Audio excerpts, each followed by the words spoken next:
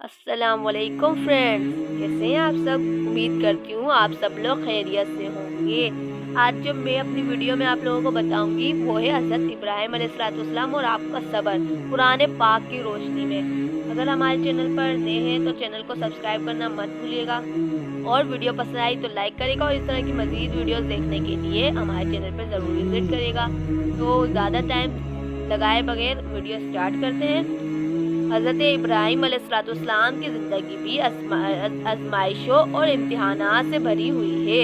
خود رب کریم نے فرمایا، ترجمہ اور یاد کرو، جب ابراہیم کو اس کے رب نے چند باتوں کے ذریعے آزمایا تو اس نے انہیں پورا کر دکھایا۔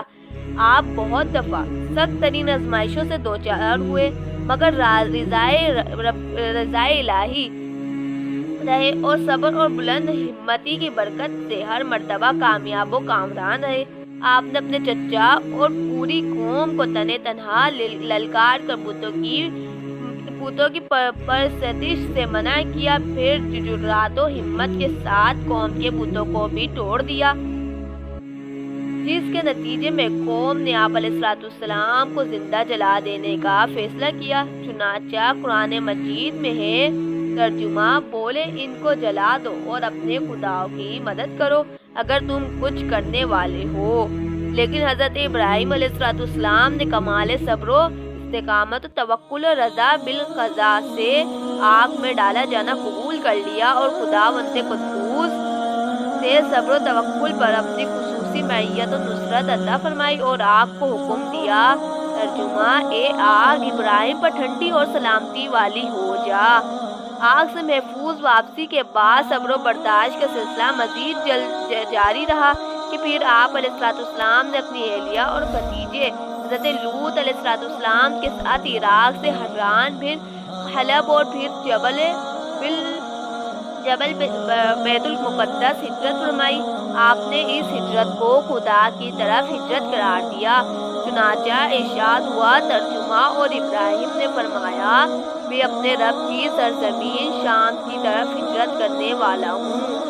پھر خدائے حکم پر اپنی اہلیہ اور چہتے شہزادے حضرت اسماعیل علیہ السلام کو ملک شام سے آ کر حرم کی ویران و بیابان سرزمین پر چھوڑ آئے۔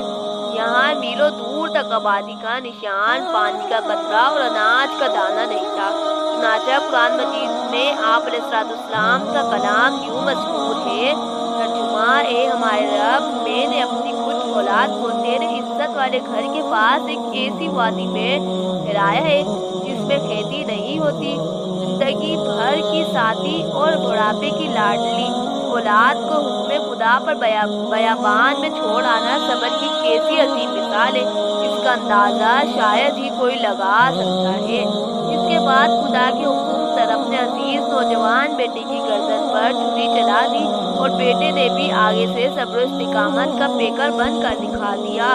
قرآن حکیم میں اس داستان صبر و وفا کو یوں بیان کیا گیا ہے، ترجمہ، پھر جب وہ اس کے ساتھ کوشش کرنے کے قابل عمر کو پہنچ گیا تو ابراہیم نے کہا، اے میرے بیٹے، میں نے خواب میں دیکھا کہ میں تجھے ذبح کر رہا ہوں، اب تو دیکھ کہ تیری کیا رائے ہے؟ بیٹے نے کہا، اے میرے باپ، آپ وہی کریں جس کا آپ کو حکم دیا جا رہا ہے، انشاءاللہ عنقریب آپ مجھے صبر کرنے والوں میں سے پائیں گے۔ تو جب ان دونوں نے ہمارے حکم پر گردن جھکا دی اور باپ نے بیٹے کو پیشانی کے بل لٹایا، اس وقت کا حال نہ پوچھ، اور ہم نے اسے ندا فرمائی، اے ابراہیم، بے شک تو نے خواب سچ کر دکھایا، ہم نیکی کرنے والوں کو ایسا ہی صلہ دیتے ہیں۔